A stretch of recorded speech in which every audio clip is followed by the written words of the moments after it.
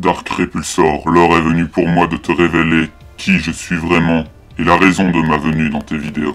Je suis le Saint Graal et je t'ai choisi pour juger mes 2 dernières guerres. Les 2 dernières guerres du Saint Graal. Je suppose que tu vois de quoi je parle. Pour ce faire, tu devras bien évidemment présenter ce qu'est la guerre du Saint Graal avant de commencer toute chose. Tu as déjà dû remarquer que ton cache-œil avait été modifié. C'est mon œuvre. Mes petites modifications te permettront de revoir les guerres et de mieux connaître les personnages et les esprits héroïques. Mais pour l'instant, contente-toi de présenter les guerres et de les juger. La connaissance des personnages te servira pour une autre mission que je te réserve. Sur ce, bonne chance, tu en sauras plus le moment venu.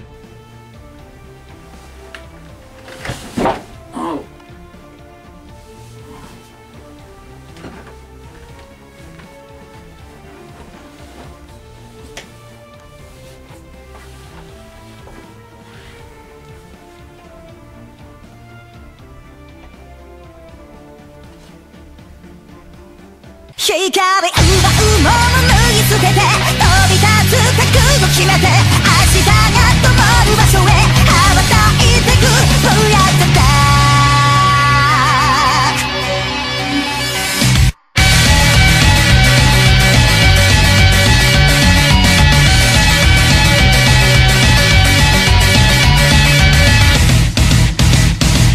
糸口は一つじゃない失えば取り戻す Hey! Bienvenue dans ce 20e épisode d'Otaku Anime! Et alors aujourd'hui, c'est un épisode un petit peu spécial puisque c'est un épisode pour fêter aussi les 1 an de la chaîne. Et oui, enfin ça fait pas exactement 1 an, ça fait un peu plus qu'1 an, 1 an et 2 semaines. Parce qu'en fait j'avais pas la date exacte de sortie du premier épisode puisque j'ai dû le supprimer à cause de droits d'auteur. Et donc on va prendre comme date le second épisode, ça change pas grand chose. C'est de toute façon les débuts, et à 2 semaines près, on est à la bonne date, ça change rien. Et comme ça a été dit dans l'intro, je vais vous parler, dans ce 20e épisode, des Fates. Alors, ce sera pas exactement tous dans celui-ci, je vais diviser le 20e épisode en 5 parties. Alors dans la première partie, je vais vous donner les bases, à mon avis ce sera surtout l'épisode le plus long, donc les bases avec l'histoire du Saint Graal, enfin des guerres du Saint Graal, etc. Ensuite dans le second je vous parlerai de Fate Zero. Ensuite de Fate Stay Night, puis Fate Stay Night Unlimited Blade Works. Et plus tard, quand il sera sorti, j'ai pas la date de sortie exacte, je sais que c'est en courant 2015, mais voilà, je sais pas exactement quand. Je vous parlerai du film Fate Stay Night Evansville. Alors avant toute chose, qu'on me dise ouais mais il n'y a pas que les animés Fate qui existent, il y a plein de jeux et en plus il y a Fate Khaled, etc. Voilà, donc d'abord pour Fate Khaled, j'en parlerai peut-être dans un autre épisode parce que tout simplement c'est pas le même univers, c'est pas les mêmes personnages, il y a des références etc. Mais c'est pas exactement le même univers, j'en parlerai une autre fois.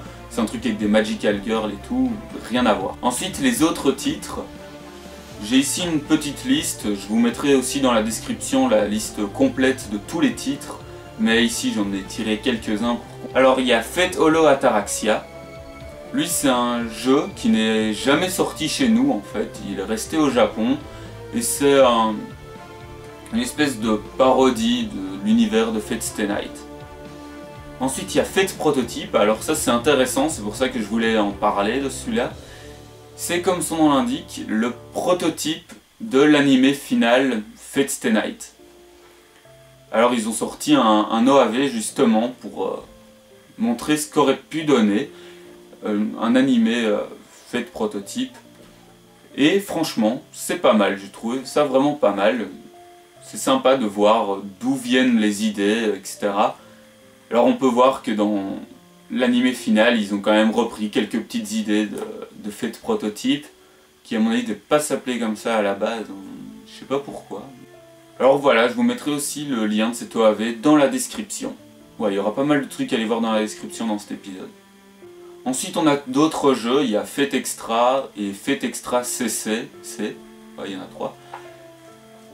C'est aussi des jeux qui sont jamais sortis chez nous, donc voilà, c'est pas très utile d'en parler. Alors il y a aussi un autre qui m'intéressait de vous dire, c'est Fate Apocrypha. Alors ça c'est un light novel qui est sorti au Japon et chez nous il est traduit sur le site Bakatsuki. Donc de nouveau vous pourrez retrouver les liens dans la description. Bon, pour le moment, de ce que j'ai vu en français en tout cas, il n'y a que les prologues qui ont été traduites, donc ça fait pas grand chose, mais ça permet déjà de se donner une petite idée, ça a l'air sympa. Moi en tout cas je le lirai, et donc je vous invite à faire pareil. Alors qu'est-ce que c'est la guerre du Saint Graal? Eh bien c'est très simple dans les faits. C'est une guerre qui se déroule tous les 60 ans, et le vainqueur remporte le Saint Graal, qui lui permet de réaliser un de ses souhaits. Alors comme ça, c'est un peu simple, etc. Mais pourquoi tous les 60 ans? Eh bien parce qu'il faut 60 ans au Graal pour se régénérer en mana et permettre de réinvoquer les 7 servants de la guerre suivante. Et alors là on va me dire, ouais, mais entre la 4e guerre et la 5e guerre, il n'y a eu que 10 ans qui se sont écoulés, pourquoi? Eh bien on l'explique pas trop. Tout ce qui est dit, c'est que c'est la régénération du Graal la plus rapide jamais vue. Voilà. Ouais, mais me regardez pas comme ça, c'est tout. Les participants à la guerre sont 7 mages, choisis par le Graal, et leurs servants sont invoqués grâce à son aide. Voilà, il utilise sa mana, et pouf, il fait apparaître des esprits héroïques. Donc les esprits héroïques, c'est des personnages historiques, comme par exemple Alexandre le Grand, ou des personnages de mythes, comme Gilgamesh, comme le roi Arthur, etc. Lorsqu'il manque des candidats, le Graal les choisit en les tirant au sort. Mais là, il y a un truc que j'aime pas trop dans cette histoire de tirage au sort, c'est qu'il y a trop de conditions pour que ce soit équitable. Tout simplement parce que... Merci Jean-Patrice. Tout simplement parce que les conditions, c'est qu'il faut un mage qui connaisse le rituel pour invoquer un servant, et qui ait de préférence en sa possession une relique du héros qu'il doit invoquer. Ça limite déjà pas mal les choix quand même. La guerre est une sorte de battle royale entre mages, jusqu'à ce qu'il n'y ait plus qu'un seul servant et son master debout. Le Graal apparaît alors devant le vainqueur, qui peut lui demander n'importe quel souhait. Cependant, les masters doivent suivre les règles établies au cours des précédentes guerres. Comme tout faire pour que la guerre reste dans l'ombre, et donc éviter de s'en prendre massivement à la population. Mais cette dernière règle n'est pas forcément toujours respectée par tous les servants. Alors, les différents types de servants. Archer, le chevalier à l'arc, est l'une des 7 classes standards de servants invoqués à l'occasion de la guerre du Saint Graal. Cette classe fait partie avec Saber et Lancer des 3 classes de chevaliers et possède à ce titre une puissante résistance à la magie. Assassin, pour pouvoir être placé dans cette classe, un esprit héroïque doit avoir commis de nombreux meurtres durant sa vie, mais à condition qu'il les ait fait pour une juste cause. Bah ouais, faut pas déconner, moi je les choisis bien mes servants. Berserker, pour pouvoir être placé dans cette classe, un esprit héroïque doit avoir eu un accès de rage démentiel lors d'un combat, ou au moins une fois au cours de sa vie, donc en gros il doit être devenu fou. Il est possible d'invoquer spécifiquement un servant de classe Berserker en ajoutant quelques lignes supplémentaires dans l'incantation au cours du rituel d'invocation. Caster, la seule qualification requise pour qu'un esprit héroïque soit placé dans cette classe, c'est qu'il doit avoir une bonne maîtrise de la magie, contrairement aux autres qui eux doivent plutôt avoir de bonnes statistiques dans les paramètres de base. Donc en gros la force, agilité, etc. Lancer, tout comme Saber et Archer, fait partie des 3 classes de chevaliers. Il doit pouvoir manipuler des armes à distance moyenne, donc en gros il doit être un expert avec les lances. Voilà. Rider, pour être placé dans cette classe de servant, l'esprit héroïque doit avoir été connu pour avoir chevauché des bêtes ou avoir chevauché des engins construits par les humains. Mais du coup je suis pas tout à fait d'accord parce que ok, dans Fate Zero, Rider il a un char, il a un cheval, ok. Mais dans Fate Stay Night, Rider elle a rien. Elle possède absolument aucun engin sur lequel elle peut grimper. Ça sonne hyper malsain ce que tu viens de dire. Effectivement, j'avais pas fait attention. Saber, Comme j'ai déjà dit plus tôt avec Launcher et Archer, elle fait partie des 3 grandes classes de chevaliers, et pour pouvoir être placée dans cette classe, en outre de caractéristiques de base très élevées, l'esprit héroïque doit être connu pour avoir été un épéiste légendaire au cours de sa vie. Et en général, c'est une des meilleures classes, puisqu'il arrive chaque fois en finale. Avenger, l'anti-héros, est une classe irrégulière de servants qui a été créée et invoquée durant la 3e guerre du Saint Graal, en remplacement de la classe Berserker. Cette classe est à l'origine de la corruption du Saint Graal.